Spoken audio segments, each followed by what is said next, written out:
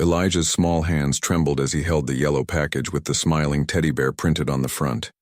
He was only 7 years old, but he already knew that look on his mother's face, the look that said, "We don't have enough money."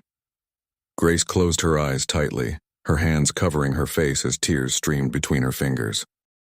There, in the middle of the cookie aisle at Riverside Supermarket under the cold and merciless fluorescent lights, the world seemed to stop for that mother and son. "I'm sorry, baby," Grace whispered, her voice breaking. Mommy can't buy it today." The boy looked down at the package. The teddy bear cookies, his favorites, the ones Grandma used to buy before she passed away. They cost $3.47. The exact amount Grace was short after counting every penny in her wallet twice, then 3 times, hoping that somehow the numbers would change. Elijah didn't cry. He had learned not to cry anymore. At 7 years old, he had already understood that tears made Mom feel worse. So he just nodded slowly, pressed his lips together, and started walking back toward the shelf to return the package. "It's okay, Mom," he said in a small voice, trying to smile. "I'm not that hungry anyway." But Grace knew. She knew her son went to bed hungry most nights. She knew he shared half his school lunch with his friend Tommy because Tommy had even less. She knew Elijah was the bravest little boy in the world, and that was exactly what broke her heart into a million pieces. 3 aisles away, Marcus Johnson was supposed to be picking up organic almond milk and whole grain bread, the usual shopping list his housekeeper, Mrs. Patterson, had texted him. At 40 years old, Marcus was the CEO of TechBridge Solutions, a software company worth $87 million. He wore a navy blue Tom Ford suit that cost more than most people's monthly rent. His Rolex Submariner caught the supermarket's fluorescent light as he reached for a bottle of olive oil. But Marcus wasn't thinking about olive oil or almond milk. He was thinking about his son, Jordan. Jordan was 8 years old and had been living with his mother in California for the past 2 years, ever since the divorce. Marcus saw him every other weekend, and each time his son left, it felt like someone was ripping out a piece of his chest. He had everything money could buy: a penthouse downtown, a Tesla in the garage, a vacation home in the Hamptons. But he didn't have his son's daily laughter. He didn't have bedtime stories every night. He didn't have those small, ordinary moments that turned out to be everything. That's when he heard it. A woman's muffled sob, quickly suppressed. Marcus looked up from his shopping basket and saw them. A woman with her face buried in her hands, and a small boy in a white t-shirt holding a yellow package of cookies, walking slowly toward the shelf with the heaviest steps a 7-year-old could take. Something in Marcus's chest tightened. The boy's posture, the defeated slope of his small shoulders, the way he clutched that package like it was the last piece of happiness in the world, it reminded Marcus of Jordan. Of every time he'd had to say goodbye to his son at the airport. Of every tear Jordan tried to hide because he wanted to be brave for Daddy. Marcus found his feet moving before his brain fully processed the decision. "Excuse me," he said softly, approaching the woman.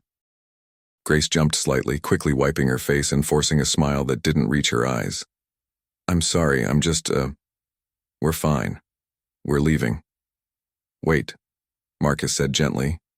He looked at the boy, who had frozen mid-step, the cookie package still clutched in his small hands. "Hey there, young man. What's your name?" Elijah looked at his mother for permission. Grace nodded slightly, still trying to compose herself. "Elijah," the boy said quietly, not meeting Marcus's eyes. "Elijah. That's a strong name." Marcus knelt down so he was at eye level with the boy. His expensive suit pants touched the supermarket's cold floor, but he didn't care. "Those look like some pretty special cookies you've got there." "They have teddy bears on them," Elijah said, a flicker of light returning to his eyes. "My grandma used to buy them for me. She said the teddy bears make them taste better." Marcus felt something crack inside his chest. "Your grandma sounds like a very wise woman." "She was," Grace said quietly, her voice thick. "She passed away 4 months ago." There was a moment of heavy silence. Marcus understood immediately. Grandma had been helping them financially, and now she was gone, and this mother was drowning, trying to keep her head above water while protecting her son from the truth of how deep the water really was. "I'm Marcus," he said, standing up and extending his hand to Grace. She hesitated, then shook it. Her hand was trembling. "And I know this might sound strange, but I wonder if you'd let me buy those cookies for your son." "No," Grace said immediately, shaking her head. "No, we don't accept charity. I appreciate it, but—" "It's not charity," Marcus interrupted gently. It's a memory of my own son. He's 8 years old, lives in California with his mom. I don't get to see him every day." He paused, his voice growing quieter. "And when I do see a kid Elijah's age wanting something as simple as cookies and I have the chance to make that happen, it helps me feel a little less far away from Jordan. Does that make sense?" Grace stared at him, tears welling up again. I don't know what to say." "Say yes," Marcus said with a small smile. "Please, let me buy the cookies." And he glanced at their nearly empty shopping basket, a loaf of generic bread, a small container of margarine, a carton of eggs. "Let me buy your groceries too." "No," Grace said firmly, though her voice wavered. "The cookies are one thing, but I can't—" "Mom," Elijah's small voice interrupted. Both adults looked down at him. The boy was looking at his mother with eyes far too old for his 7 years. "The man has kind eyes, like Grandma said. Remember? She said we could always trust people with kind eyes." Grace's composure finally shattered. She let out a sob and pulled Elijah close, kissing the top of his head. Marcus felt his own eyes burning. "Okay," Grace whispered. "Okay, but just the cookies, please." Marcus nodded, knowing this was all her pride would allow in this moment. Just the cookies, then, for now. They walked together to the checkout line, an unlikely trio, the CEO in his designer suit, the struggling single mother in her modest dress and cardigan, and the little boy clutching the yellow package with the teddy bear like it was made of gold.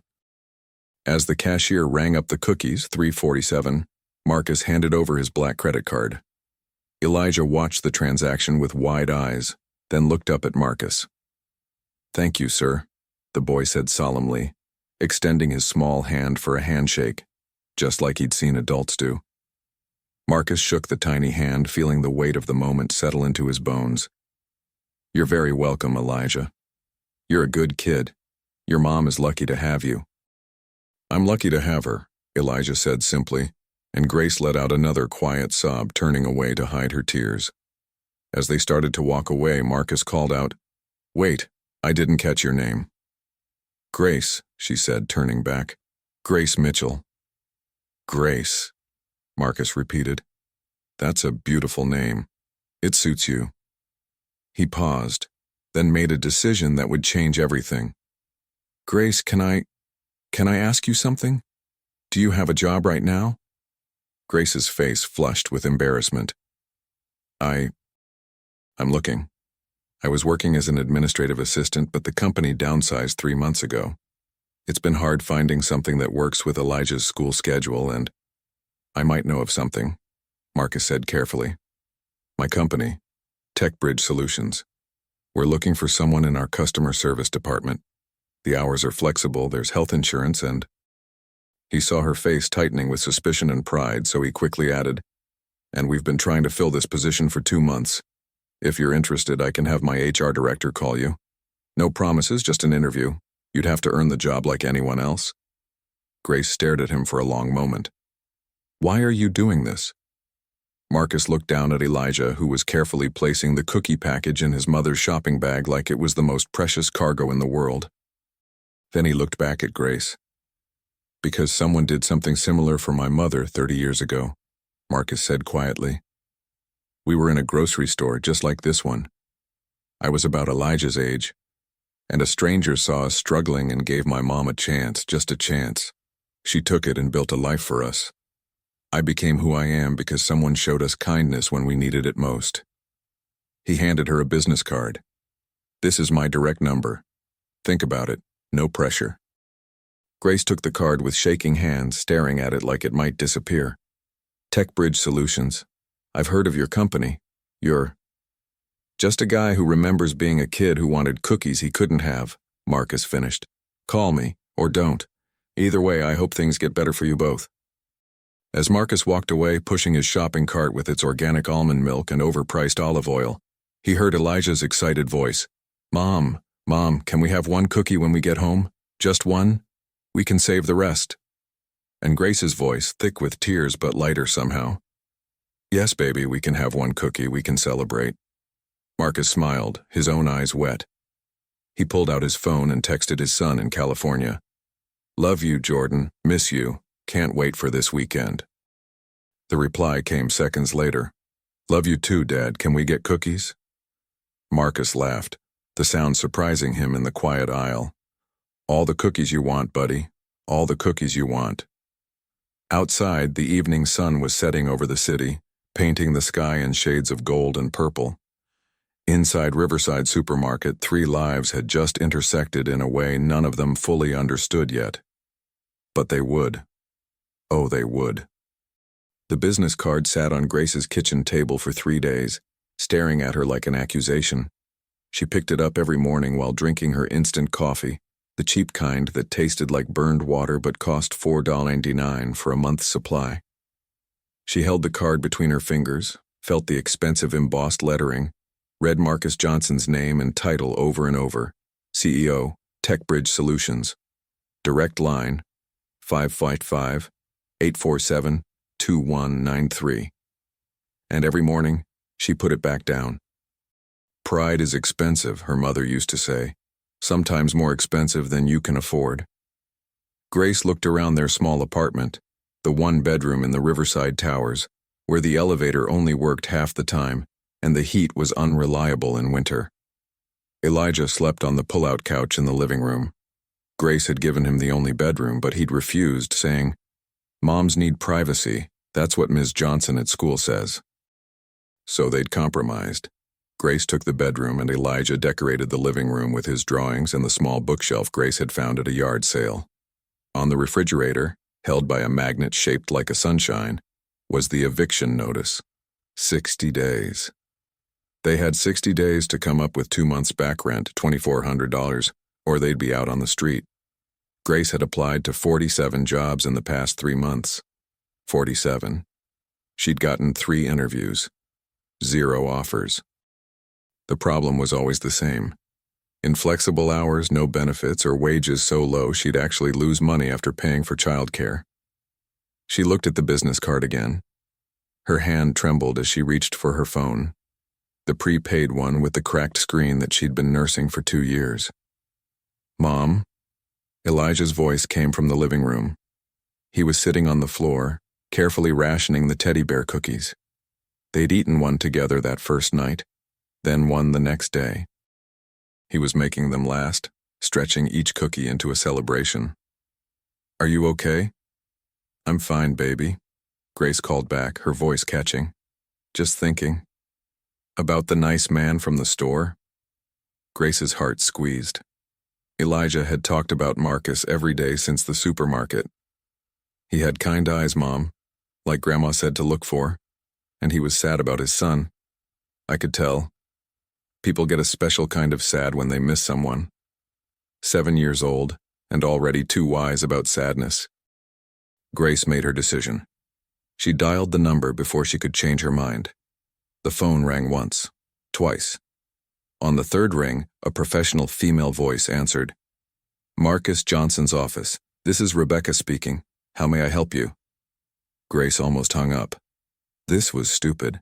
He probably gave out cards like that all the time. Probably didn't even remember. Hello? Rebecca said again. Is anyone there? Yes, Grace forced out. Sorry. My name is Grace Mitchell, Mr.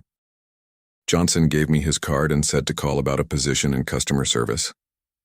There was a pause. Then Rebecca's voice changed, becoming warmer. Oh. Yes. Ms. Mitchell, Mr. Johnson has been expecting your call. He left specific instructions. Can you hold for just one moment? Before Grace could answer, gentle classical music filled her ear. Her heart was pounding so hard she could hear it over Beethoven. 30 seconds later, Marcus's voice came on the line. "Grace, is that you?" "Yes," she managed. "I'm sorry to bother you. I can call back if this is a bad time." "No," Marcus interrupted. "No, this is perfect timing. I'm glad you called. How are you? How's Elijah?" The genuine warmth in his voice made Grace's throat tight. We're okay. The cookies are a big hit. He's making them last." Marcus laughed softly. "Jordan does the same thing with special treats. Drives me crazy. I want to buy him a whole case, but his mother says I spoil him." A pause. "Listen, Grace, about the position. Are you still interested?" "Yes," Grace said quickly. Too quickly. She took a breath. "Yes, I am. But I need to be honest with you, Mr. Johnson." "Marcus, please." "Marcus," she corrected, the name feeling strange and familiar at the same time. "I need to be honest. I haven't worked in 3 months. I have a 7-year-old son who needs to be picked up from school at 3:30. I can't afford childcare. And Her voice broke slightly. "I need this to be real.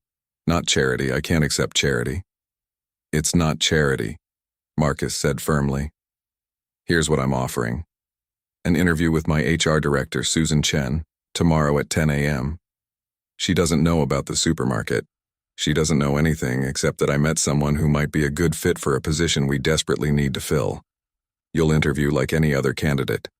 If Susan thinks you're right for the job, she'll make you an offer. If not, you walk away with no hard feelings. Fair?" Grace closed her eyes, tears leaking out. That's more than fair." "Good. As for the hours, the position is customer service coordination, which means some flexibility with remote work. You'd need to be in the office 3 days a week, 9 to 3, and you can work from home the other days. We have an excellent benefits package, including health insurance that starts immediately. Starting salary is $52,000 a year." Grace actually gasped. $52,000? She'd been making $31,000 at her last job, before taxes. "Is that acceptable?" Marcus asked, and she could hear the smile in his voice. Yes. Yes, that's more than acceptable." "Perfect. I'll have Rebecca email you the details. One more thing, Grace. Wear whatever makes you feel confident tomorrow. We don't care about expensive clothes. We care about good people who work hard and care about what they do. Can you do that?" "Yes," Grace whispered. "Yes, I can do that." After she hung up, Grace sat at the kitchen table for 10 full minutes staring at her phone.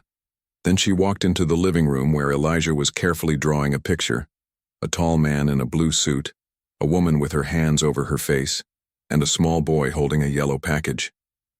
"Baby," Grace said, kneeling beside him. "Mom has a job interview tomorrow." Elijah's face lit up like the sun. "Really? With the Kind Eyes man?" "With his company, yes." "Are you scared?" Grace pulled her son close, breathing in his little boy's smell of cheap shampoo and cookie crumbs.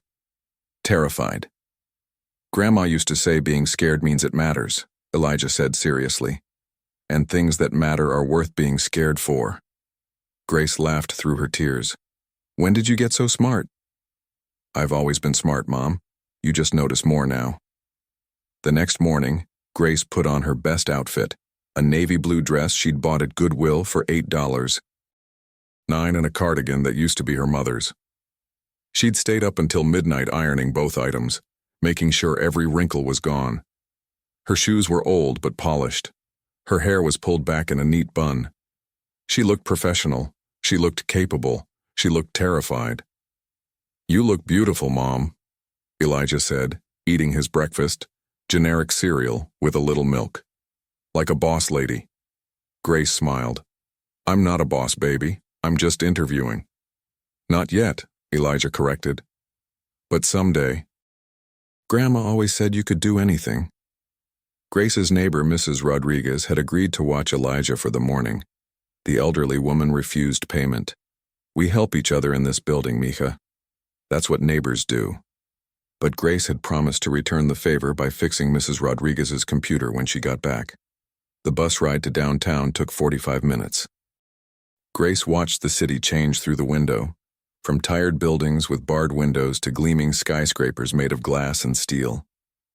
Tech Bridge Solutions was on the 15th floor of the Meridian Tower, one of the newest buildings in the financial district. The lobby was all marble and chrome.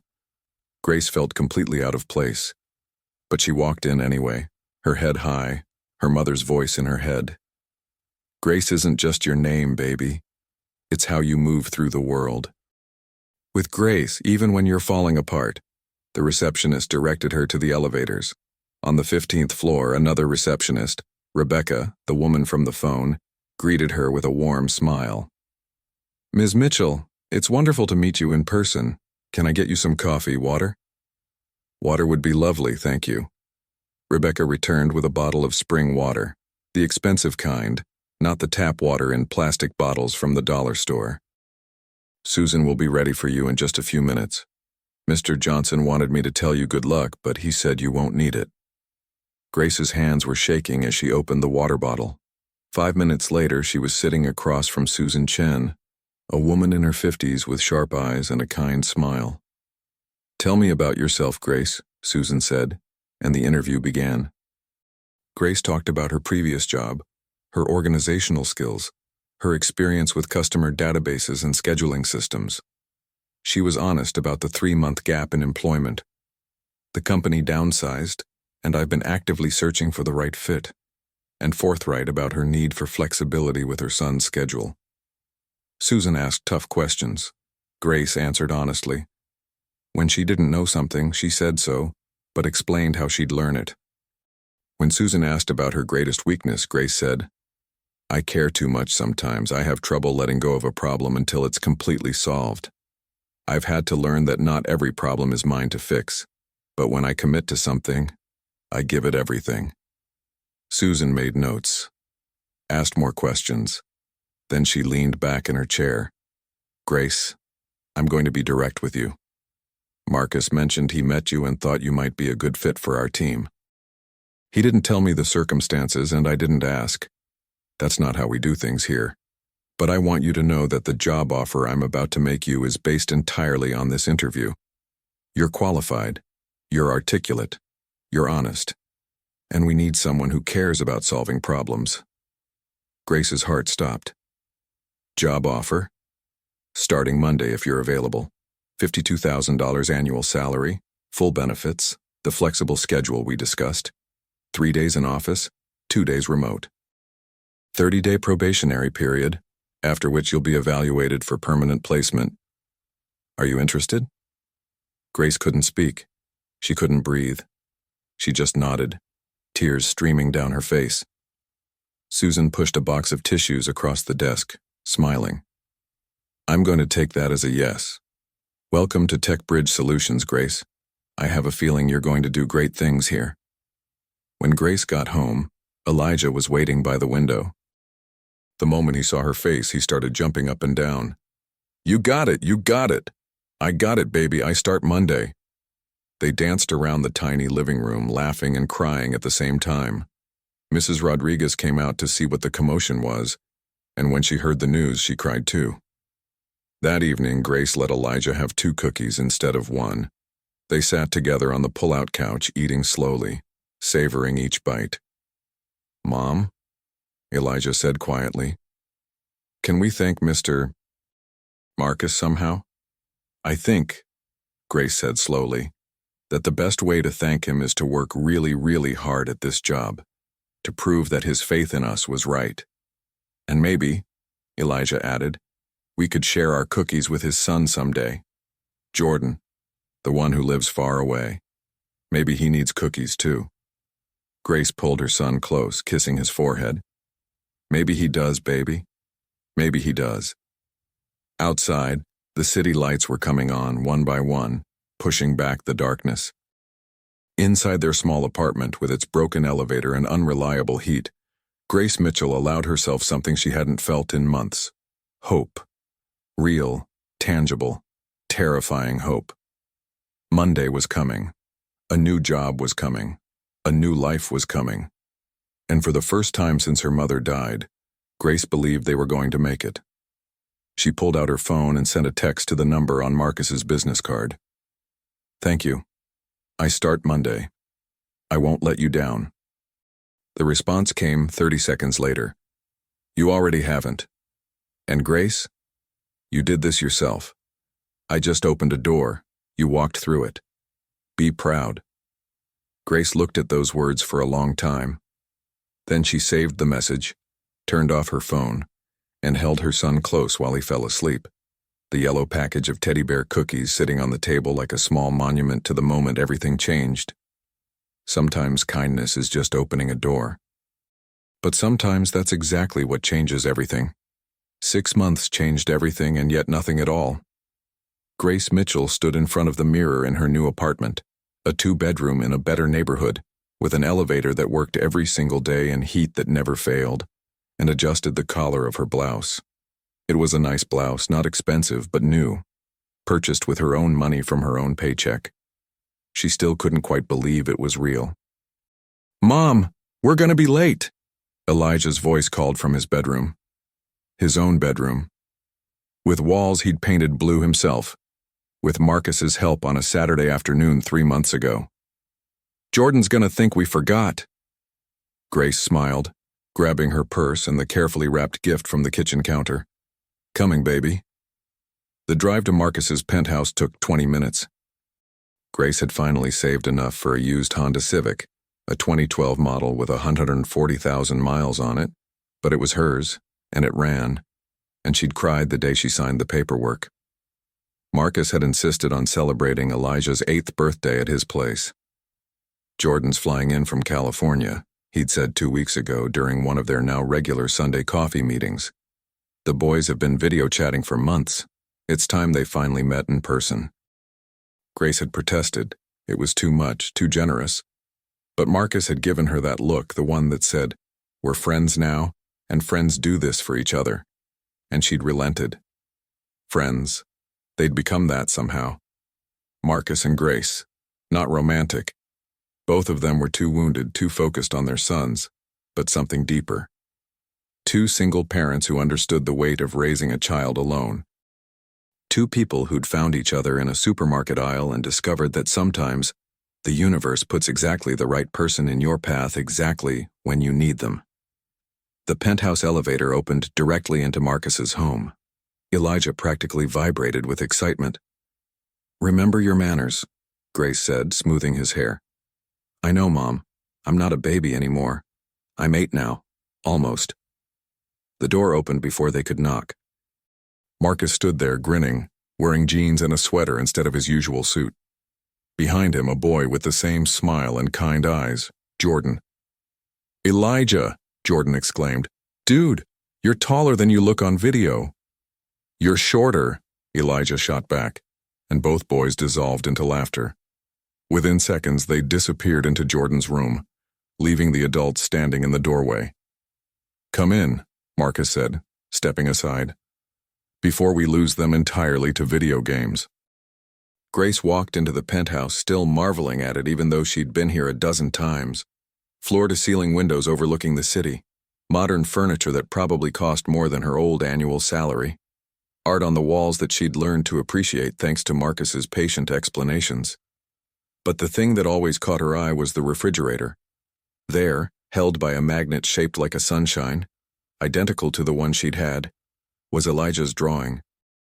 The one he'd made the day after the supermarket.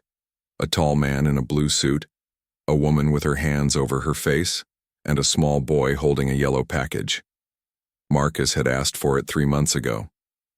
"If Elijah doesn't mind," he'd said quietly, "I'd like to remember that day, the day everything started changing." "For you too?" Grace had asked, surprised. "Especially for me," Marcus had answered. Now standing in his kitchen while the boys' laughter echoed from the other room, Grace understood what he meant. "Coffee?" Marcus offered. "Always." They sat at his breakfast bar, the one where they'd shared dozens of conversations over the past 6 months. About parenting, about loneliness, About the guilt of not being enough and the fear of failing the people you love most. Susan tells me you're doing exceptionally well, Marcus said, pouring coffee into 2 mugs. Real ceramic mugs, not paper cups. Grace had learned to accept these small luxuries. She said you solved that database crisis last month faster than their entire IT team expected. Grace felt her cheeks warm. I just paid attention to the patterns. It wasn't that complicated. Grace. Marcus's voice was gentle but firm. Take the compliment. You earned it. She smiled, wrapping her hands around the warm mug. Okay, thank you. Susan also mentioned she's recommending you for the team lead position. Grace's head snapped up. What? No, I've only been there 6 months. 7 months next week, Marcus corrected. And you've proven yourself 10 times over. The position comes with a raise, $68,000, better benefits, your own office. He paused. You deserve it, Grace. Stop arguing with your own success. Tears pricked Grace's eyes. She blinked them back. I don't know how to thank you. You already have. Marcus gestured toward the sound of the boys laughing. Jordan talks about Elijah constantly. Do you know what he told me last month? He said, Dad, Elijah's my best friend. He gets what it's like when your parents don't live together. You gave my son a friend who understands him. That's worth more than any job. Elijah feels the same way about Jordan, Grace said softly. He told me Jordan makes him feel less alone. They sat in comfortable silence for a moment, sipping coffee, listening to their sons play. Can I tell you something? Marcus said finally. Something I haven't told anyone? Of course. That day in the supermarket, I almost didn't stop. I saw you crying and I thought, not your problem, Marcus, you've got your own issues. And then I saw Elijah's face and I thought about Jordan and... He stopped, his voice thick. That moment changed my life, Grace. Not just because I met you and Elijah, because it reminded me what matters. I'd been so focused on business, on success, on proving I could be a CEO and a father, that I forgot the simple truth. Kindness matters more than any of it. Grace reached across and squeezed his hand. You saved us, Marcus. We were 2 months from being homeless. I was out of options, out of hope. You didn't just give me a job interview. You gave me my life back. No, Marcus said firmly. You saved yourself. I just opened a door. You did all the hard work. The interview, the job, the apartment, the car. Every bit of that was you, Grace. Your strength, your determination, your refusal to give up even when everything was falling apart. From the other room, they heard Elijah shout, Yes, I got the high score. And Jordan's response, Rematch. No way you beat me again. Marcus and Grace looked at each other and laughed. Should we tell them about the cake? Grace asked. Not yet. Let them play a little longer. 2 hours later, they were all gathered around Marcus's dining table, a massive thing that could seat 12 but today held just 4. A chocolate cake sat in the center, 8 candles flickering in the dimming evening light. Jordan had insisted on helping make it so one side was slightly lopsided, but it was perfect anyway.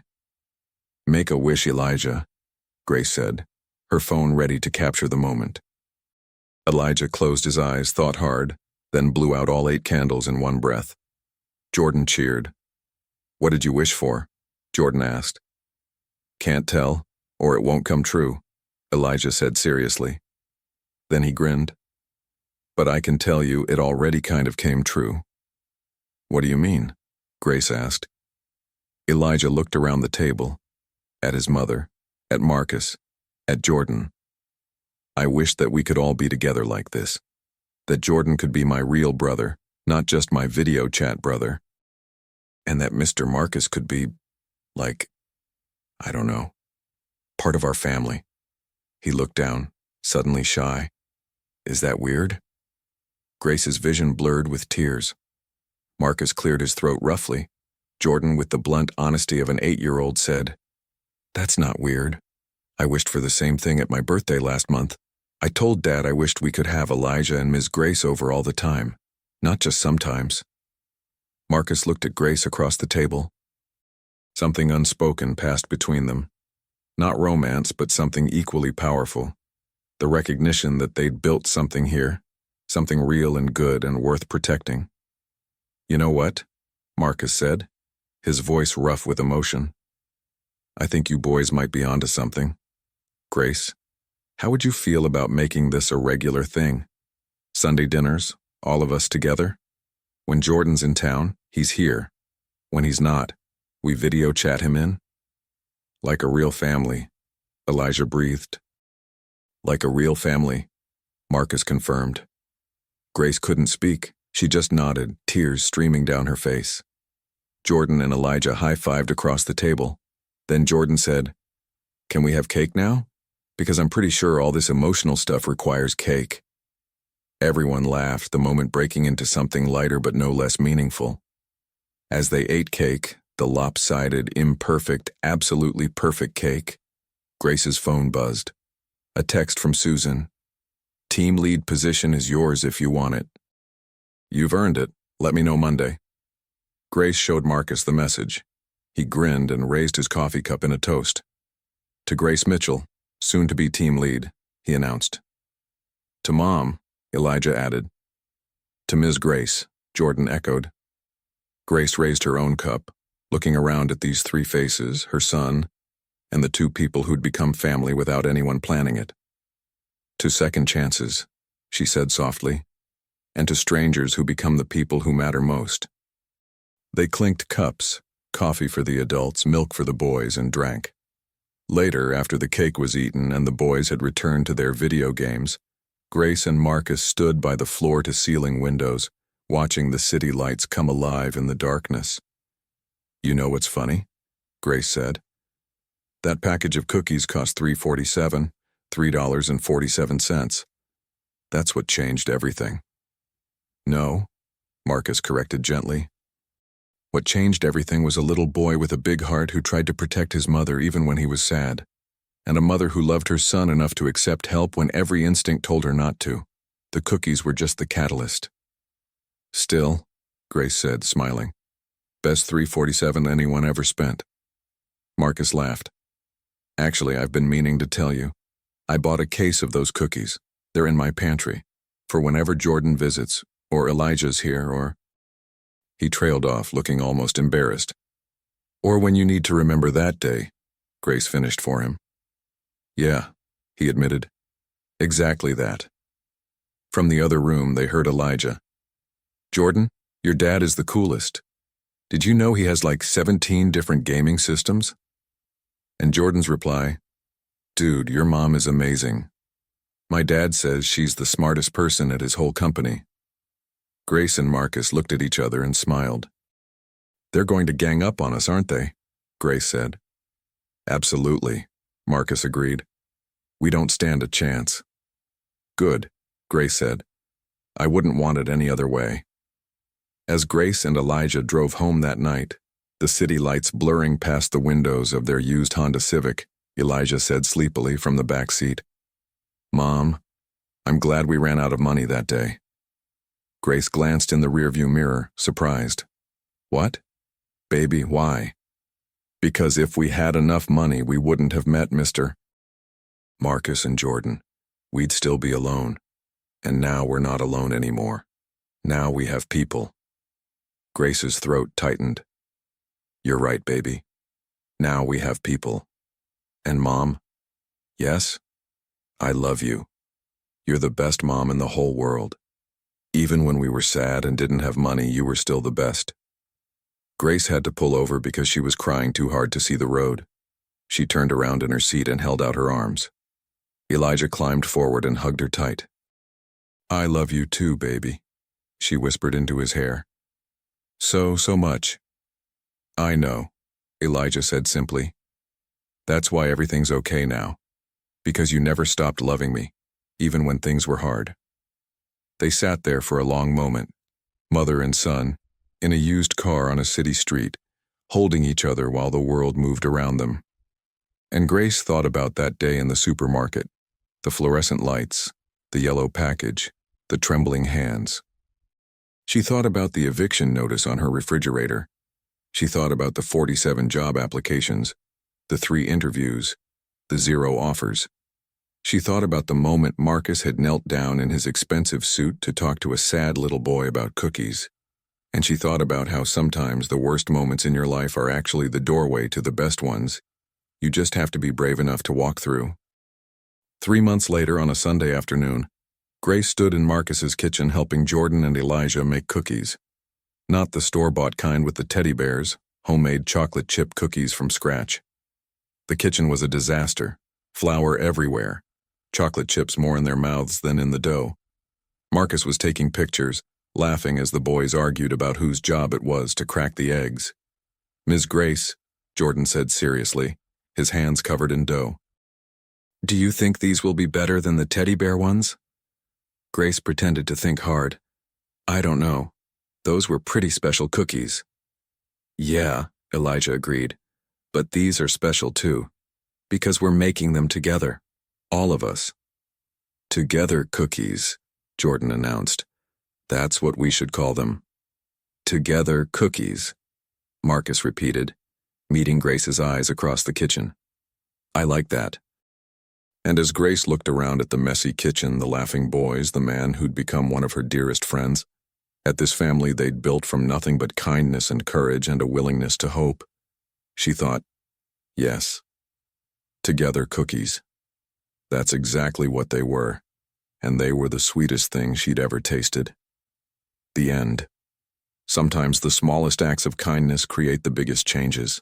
Sometimes $3.47 is enough to change 2 lives, or 3, or 4. Sometimes strangers become family. Sometimes the worst day of your life is actually the beginning of the best chapter. And sometimes, all you need is someone with kind eyes to see you when you're invisible, to help you when you've forgotten how to ask, to remind you that you're worth saving. Because everyone is worth saving. Everyone is worth a package of teddy bear cookies. Everyone is worth love.